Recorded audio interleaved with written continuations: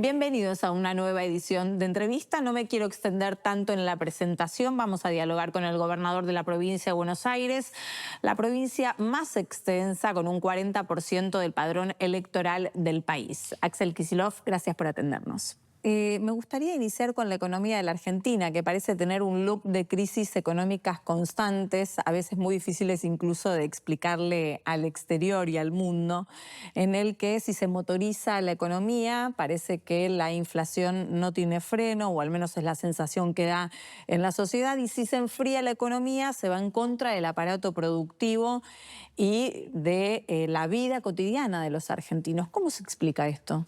No, yo creo que cuando uno estudia la economía argentina desde, no podría decir casi desde sus orígenes en la inserción del país en la economía mundial, bueno, Argentina tiene históricamente un problema con las divisas, con el sector externo, históricamente. Sí. Que ha, sin embargo, atravesado diferentes etapas, pero es como una constante.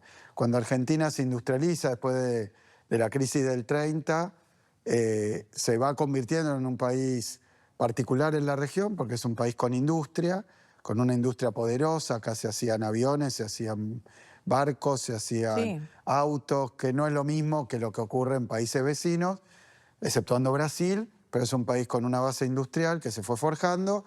Y obviamente cuando la economía crecía demandaba más divisas para sostener su industria, por la maquinaria, por la materia prima, por los insumos, todo lo que tenía que ver con el proceso industrial, así que le faltaban divisas en aquella época. Y antes y también después se superponía otro problema del sector externo, que era el endeudamiento. La Argentina siempre tiene un vínculo con el Fondo Monetario Internacional que parece de nunca acabar.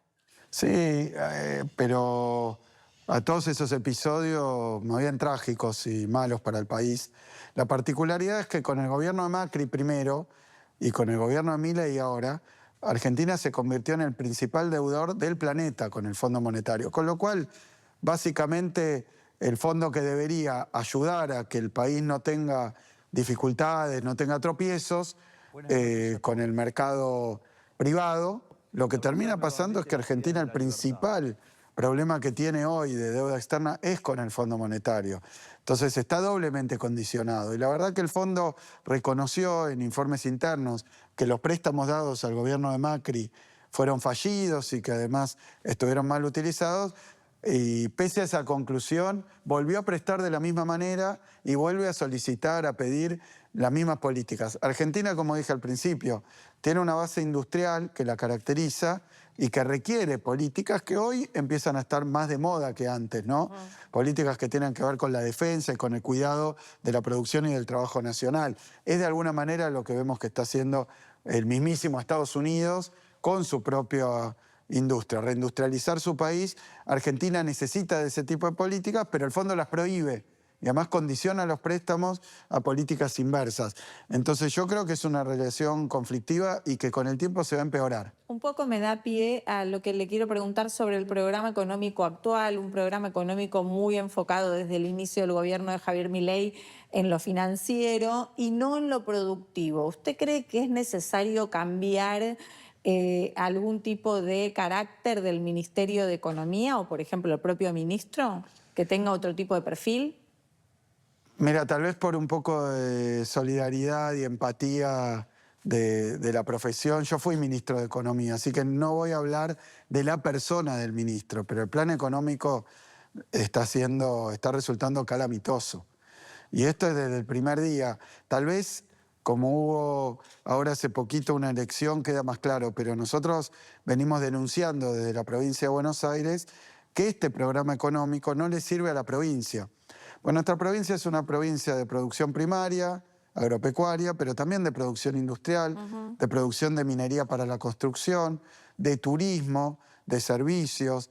Es una provincia que representa el 40% de la población del país aproximadamente, pero el 50% de su industria. Si hay un gobierno nacional que no utiliza en su diccionario la palabra producción, la palabra trabajo, las palabras que tienen que ver con la pequeña, la mediana industria, que apunta al mercado interno, si no habla de eso y no se ocupa de eso, es un drama para la provincia de Buenos Aires. Por eso nosotros veníamos marcando que estas políticas que decidió tomar Milei con su equipo económico son muy perjudiciales para la provincia.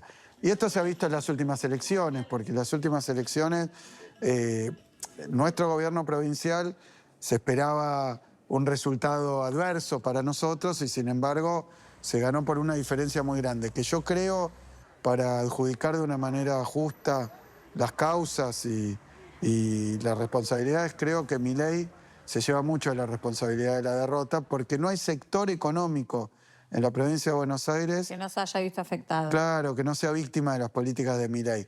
Entonces, lo planteamos en aquel momento, luego del resultado, que pareció sorprendente para muchos, que había que corregir el rumbo. Y yo creo que ahora lo que está pasando, que le está trayendo más problemas todavía al gobierno de Milei, es que no escuchó o interpretó distinto ese resultado. Para usted no hubo reacción por parte del gobierno nacional de lo que pasó en las urnas de la provincia de Buenos Aires. Ninguna, de maquillaje, un poquito de discurso.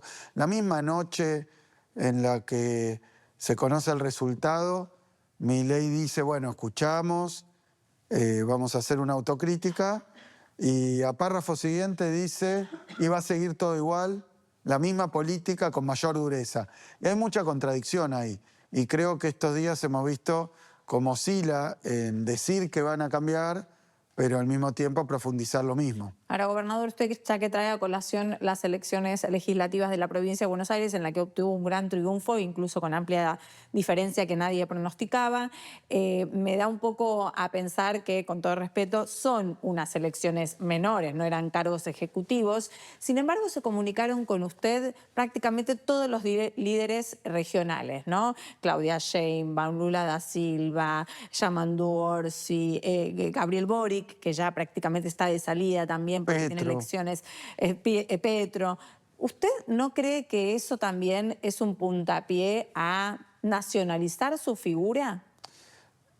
Ser gobernador de la provincia más importante desde el punto de vista demográfico, productivo, la verdad que ha ocurrido desde el primer día que lo que pasa en provincia de Buenos Aires con nuestro gobierno es materia de discusión nacional, de los medios llamados nacionales, que muchas veces son medios de la capital.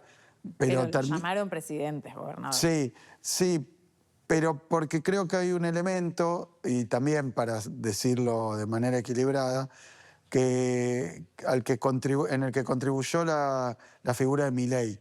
Milei se convirtió en una suerte de anomalía a nivel mundial, algo muy extraño, muy estrafalario, muy bizarro, y una suerte de experimento que estaba ocurriendo en la Argentina, que es un país que viene de una tradición con fuerte participación del Estado, más allá de los matices. Incluso la derecha argentina siempre ha creído en la educación pública, o lo ha dicho de esta manera. Después terminan haciendo el ajuste y teniendo, bueno, sale a la luz lo que realmente hacen, pero y Milei vino con un discurso muy disruptivo y se afilió, por decir así, una especie de club de la ultraderecha internacional, que lo ha usado a Milei, lo ha paseado por el mundo, lo ha mostrado como un ejemplo de buenas políticas en un país de tradición peronista y de tradición industrial. Entonces, la verdad que era una gran anomalía. Yo creo que Milei contribuyó al interés de estas elecciones porque el propio gobierno nacional decidió confrontar muy fuerte con mi figura personalmente. Y decían que iban a ganar la elección por un escandaloso resultado positivo, que acá iban a terminar de destruir al peronismo, de enterrarlo. Dijeron cosas muy agresivas, muy desubicadas, y lo hicieron a nivel nacional e internacional. Con lo cual, la derrota que se le propinó, y no fui yo, fue el electorado, el pueblo de la provincia, muy categóricamente, creo que terminó siendo noticia mundial por la torpeza del propio Milei. Entonces, ¿ganó el peronismo o perdió la Libertad de Avanza? Pasaron las dos cosas. Yo le atribuyo, la verdad, que una importancia muy significativa a lo que venimos haciendo. Nosotros, acá en la provincia de Buenos Aires, nuestro gobierno es el segundo mandato y tiene también otra particularidad. La elección donde gana Milei, a nivel nacional, el peronismo perdió en muchas provincias y perdió el gobierno nacional. Entonces fue un resultado malo, malo nacionalmente. Y sin embargo, en la provincia de Buenos Aires ganamos por una diferencia enorme, por 20 puntos. Así que acá venimos haciendo un gobierno que es muy de cara al pueblo de la provincia, a los sectores productivos, a las regiones. Nosotros tenemos un gobierno que yo mismo, ¿no? Recorro, ahora estaba terminando la quinta recorrida, todos los distritos, que son 135, lo hacemos siempre con políticas específicas. Tenemos un gobierno muy de cercanía y territorial. Y creo que eso se valoró positivamente, pero al mismo tiempo el gobierno de Milei, es cierto, y hay que reconocerlo, más allá de lo que planteé estructuralmente, que sus políticas son desfavorables para la provincia en su conjunto, más allá de eso, viene atravesando y experimentando una etapa de escándalos vinculados a corrupción, una situación financiera que se deterioró rápidamente, el dólar, las tasas de interés, un mal manejo de una ineptitud muy grande del propio gobierno, sumado a una crisis económica que se viene de la economía real, de la economía del trabajo, de lo social. La economía cotidiana. Sí, que se viene incrementando y acumulando. Entonces creo que coincidieron varios factores. Ahora, no me queda duda que si el tema es una derrota del gobierno de Milei, porque la sociedad que lo votó hace poquito, en un 49% en el balotaje, votó a Milei, Milei hizo campaña y saca un 33%, hay mucha gente que decidió no votarlo. Yo creo que el mérito nuestro ha sido que hay veces que en una crisis política de un gobierno la sociedad se siente desamparada y no tiene a dónde dirigir los votos, a dónde poner su confianza, a dónde depositarla. Y creo que depositó una confianza en nosotros. ¿Usted se considera el mayor oponente de Javier Milei hoy en día en la Argentina? Mira, no pretendo serlo. Me parece que hay una cuestión que tiene que ver con una suerte de simetría, si bien despareja, simetría al fin, porque es la primera vez en la historia argentina prácticamente, pero hablemos del último tiempo, desde la vuelta de la democracia, con un intervalo muy chiquito, con una particularidad, pero generalmente el gobierno nacional es del mismo signo que el gobierno de la provincia, lo cual se explica por el tamaño de la provincia. Es difícil que alguien que gana la elección en la provincia pierda la elección nacional y viceversa. Y esta vez ocurrió. Milei, que de un signo político, de una orientación ideológica, de una forma, de una conducta absoluta y diametralmente opuesta a la mía, al partido del que soy parte. Y bueno, Milei ganó en la nación y nosotros ganamos en la provincia. Creo que ese antagonismo, esa confrontación de modelos, de estilos, de políticas, pero también de perspectivas de país, a nivel internacional, ¿dónde pensamos que tiene posicionamiento internacional? Sí, geopolítico, en todo diferimos con Milei, lo cual me enorgullece realmente.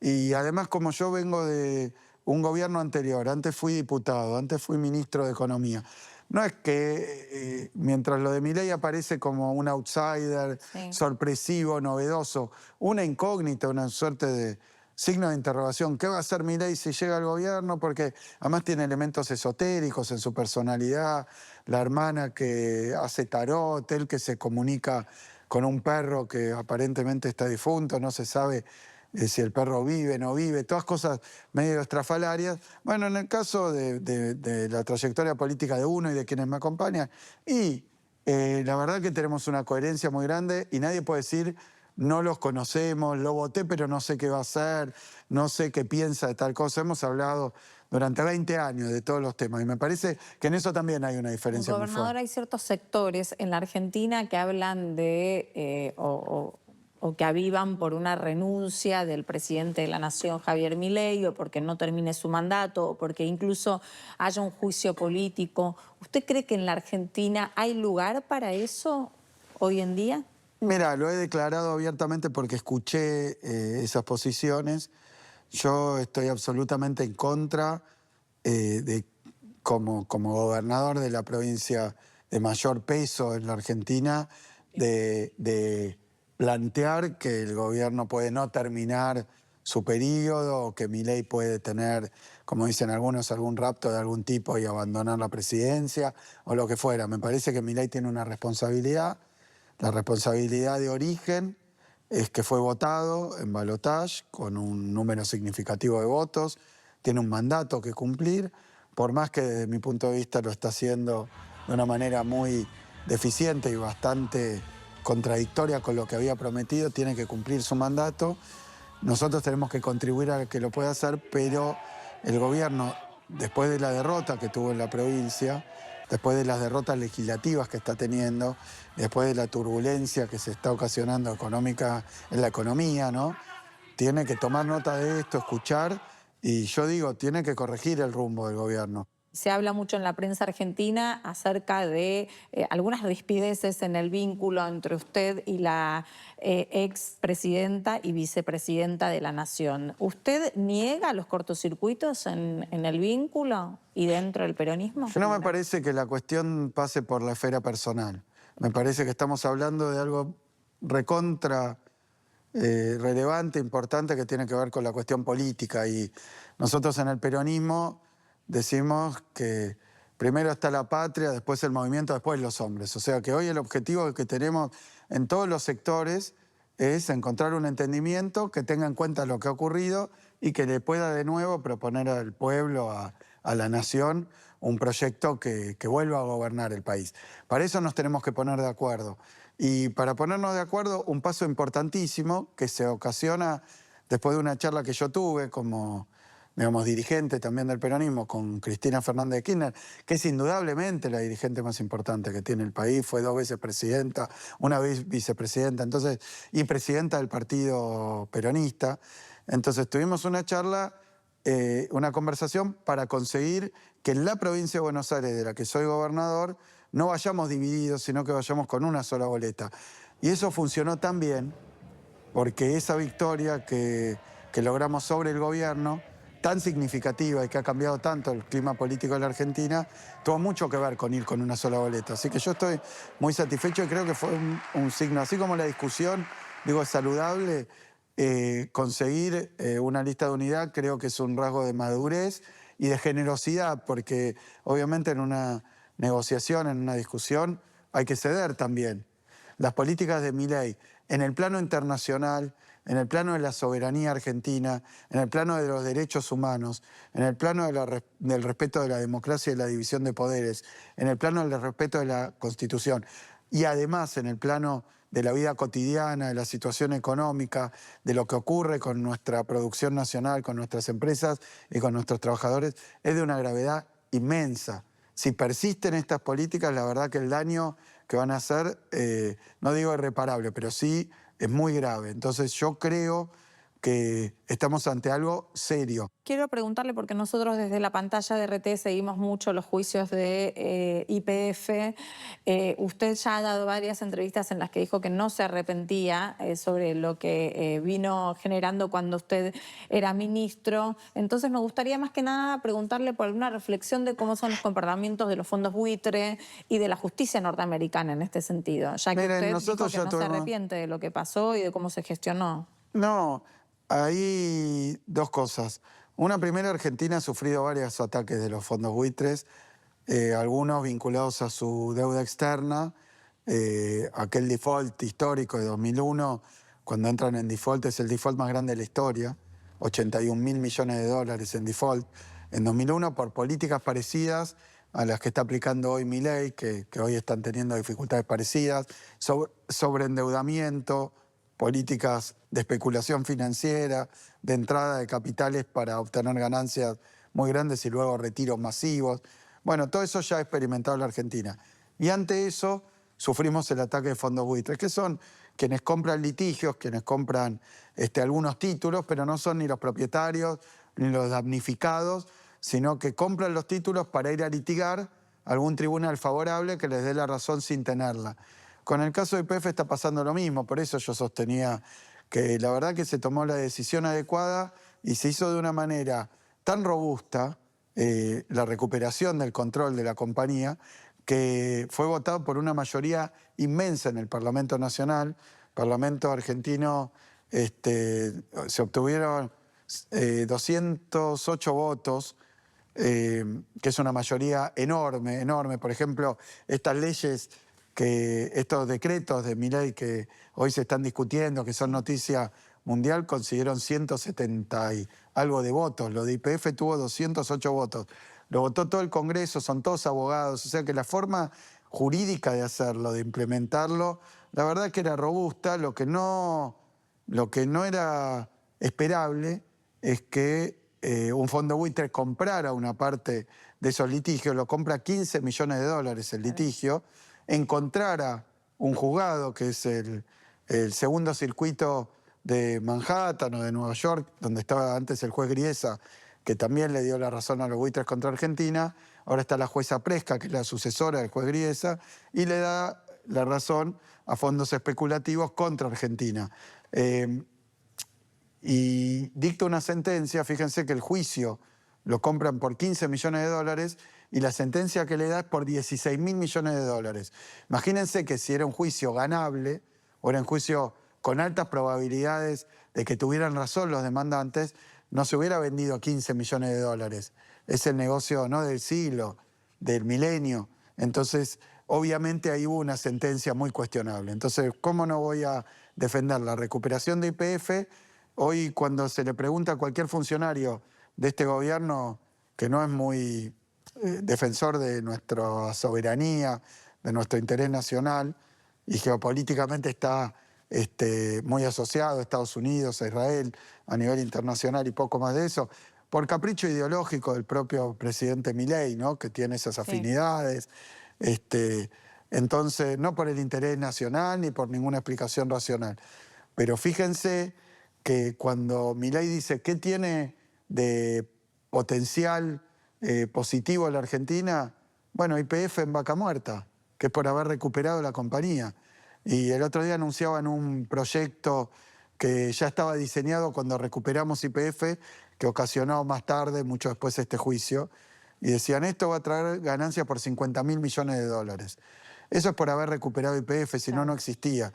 Y este juicio injusto, especulativo, ilegal, le está dando una sentencia que se está cuestionando, porque esto no está en firme, se está cuestionando ante una instancia superior, y yo creo que va a llegar a la Corte Suprema de Estados Unidos, donde el gobierno norteamericano acompaña la posición de Argentina, no de los buitres. Gobernador, quiero aprovechar el tiempo y preguntarle también un poco por el escenario internacional en un mundo muy multipolar en el que hay guerras que se dan de manera económica y acercamientos en el último tiempo entre dos potencias como Rusia y los Estados Unidos, con la reunión en Alaska de Vladimir Putin y Donald Trump.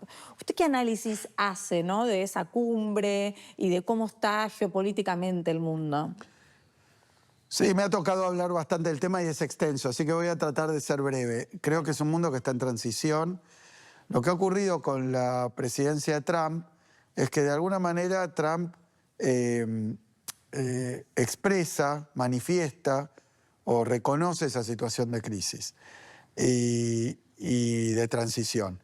Y pretende reubicar y reposicionar a Estados Unidos en un mundo que cambió mucho mientras su ingeniería de vínculos internacionales no se había modificado.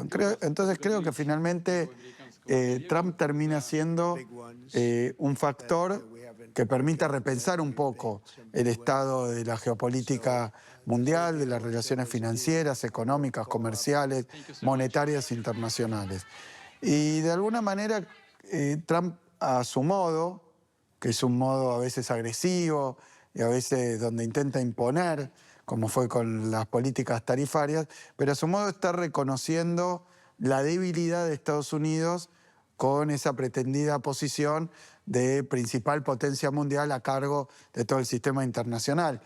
¿Por qué lo está haciendo? Y porque decide ponerse por encima de los organismos multilaterales, de las reglas del comercio mundial. Es decir, acá yo fijo las reglas, pero no del mundo entero, sino del vínculo de cada país con Estados Unidos, como de un mundo unipolar a un vínculo de Estados Unidos radial con cada país en particular. Al mismo tiempo renuncia a defender, a proteger militarmente a regiones del mundo que antes contaban con la intervención de Estados Unidos a través de la OTAN.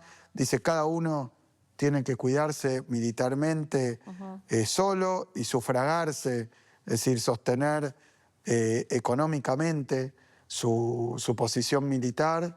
Y entonces creo que ¿Y dio un acercamiento a Rusia, Vladimir Putin, en algún punto con la cumbre de Alaska?